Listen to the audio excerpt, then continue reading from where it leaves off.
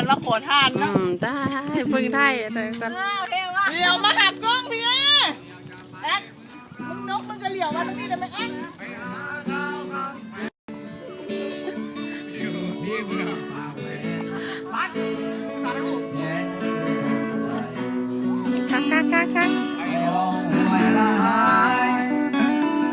ไปเล่นทานน้ำใสไม่มีน้ำลงน้ำไม่มีสารตะกั่วไม่มีสารเคมี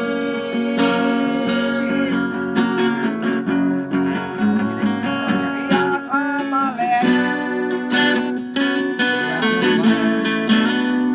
เอาบนนั่งเลยวะบนนั่งนุบเลยวะ แล้วก็ก่อน มาทลาดดิน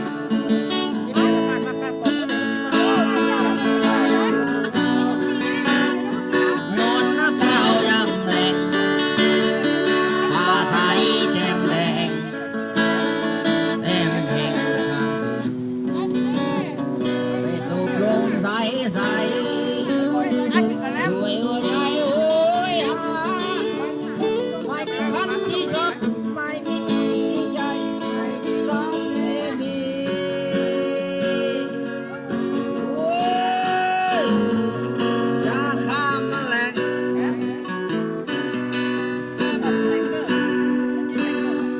ไข่ส้มไหมแอดไข่ส้มไหมส้ม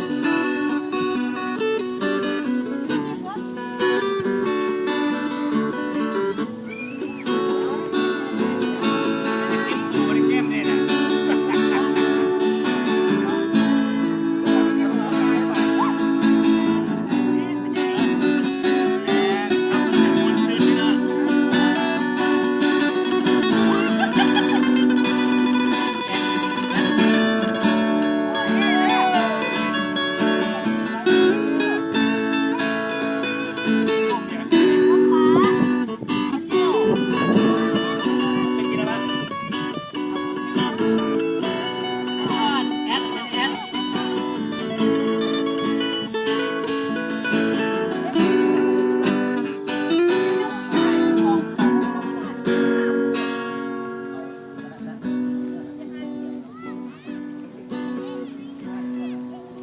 โดย